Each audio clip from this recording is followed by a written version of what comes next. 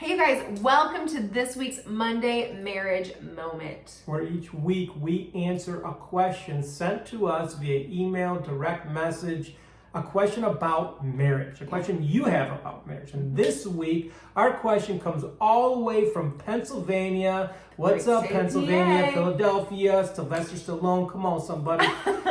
Here's the question. Okay. I feel unattracted to my spouse. What do I do? This is going to be very difficult for Megan to answer because I'm sure she's never felt unattracted to me. 100% never. No. Mm-hmm. Sure. I've always been attracted to you, though. That's right, baby. That's right.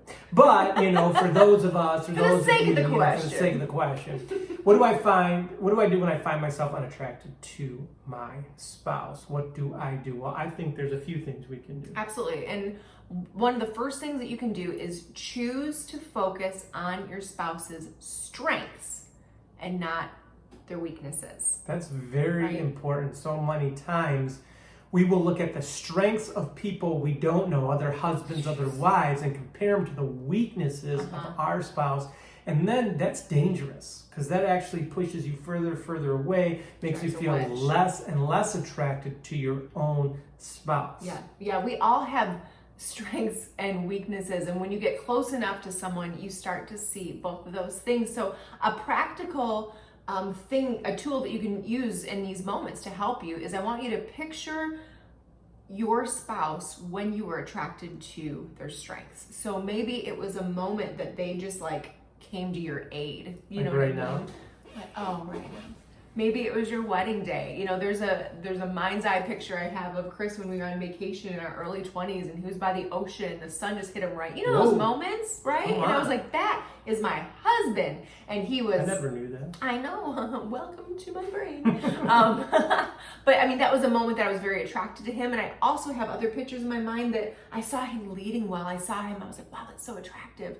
And I go back to those moments sometimes when we're grating on each other's nerves, I'm like, oh, but I have that mental picture. I can see his smile in my mind. I can see him at the end of the aisle at our wedding day. And I go, okay, that's my man. Even though he's struggling, right now, or he's not in his best self or whatever, that's my husband. And it keeps you, really focused right there. And then one other thing I would encourage you guys to do, and it's in the same vein, is intentionally notice one thing that your spouse is doing well each day and call them out on it and say thank you, right? Because all of us, you guys, are doing things really well or really struggling in an area. And so if you can say, wow, babe, thank you for taking out the garbage today. I just appreciate you so much.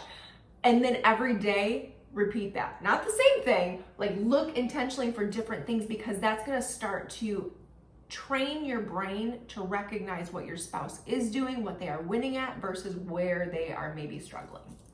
That's good. Another thing that we have found works all the time when you are starting to be unattracted to your spouse, notice their weaknesses, is take a minute and just look in the mirror and say, what do I need to work on? Yeah. Where are my unattractive qualities? Mm-hmm. How am I doing in this category? Yeah. Because it's easy to look at our spouse, want them to change, not be attracted to them, but maybe you're in a season where they're not very attracted to you. Oh boy, I said it. That's hard. Harsh reality. Yeah. So the thing is, we got to look in the mirror and work on us, because when we work on ourselves, we actually inspire our spouse to want to work on themselves. That's true. So if your spouse is a little bit overweight and you're finding that unattractive, work on you. Start going to the gym. Start getting in shape. Be the best version of yourself. Mm-hmm. And I think that will inspire them to want to do the same. So whatever thing that you're looking at them and maybe a little unattracted with, start working it on you. Mm-hmm. And I think they'll be inspired to change as well. Right, because just like we said, how people rise and fall to the level of your words, they will do that same thing with your actions. But sometimes you're doing those things and they are just not working. And so the third point that we have here, if these things are not working, you're putting these things into place, okay? You do those two things first. Then it's time to have a conversation, Gotta have a conversation. But y'all, this is a delicate conversation. This conversation has the potential to blow up in your face very easily. If you don't approach it well. So we're going to teach you guys how to approach it. You should not come at this conversation from this should be planned. This should not just be a spouting off in the moment conversation, because you will do so much irreparable damage to your spouse. This needs to happen in the right time frame, the right moment, not right before you're about to go to bed, not when everyone's stressed, not first thing in the morning, like not in front of other people. It needs to be calm. Yeah. It needs to not be accusatory. It needs to be safe. Yep. And you don't come at it from, you should do this. Right. You need to do this, because no one wants to be told what to do. They're already in their head probably going, I should be doing this. So all you're going to do is just reinforce a negative thought that they already have about themselves if you approach it from that way. But if you come at it from, babe, I think the world of you, and I want you to feel as amazing about you as I see you, because I think you're wonderful. I think you are strong. I think fill in the blank, okay? Tell them how you see them, what you are attracted to within your spouse, and tell them, I think you're worth prioritizing yourself. How can I help? Like, what can I do to come alongside you? Maybe it's a conversation that you have. You take the kids a couple nights a week so they can have a break, or they can, go exercise, or they can meal plan, or whatever.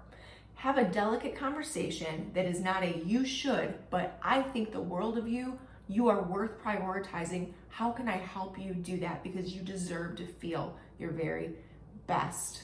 And that is our Monday marriage moment for this week, you guys. That's our Monday marriage moment. And just want to let you know, if you don't know how to communicate, like if you guys find yourself fighting a lot when you bring touchy subjects up like this, because we have to have these conversations. Most of the time, people just shove these things down. They never talk about them, and it creates a wedge between the two of you. That's when you get more unattracted. Mm-hmm. That's when you actually start to divide and separate.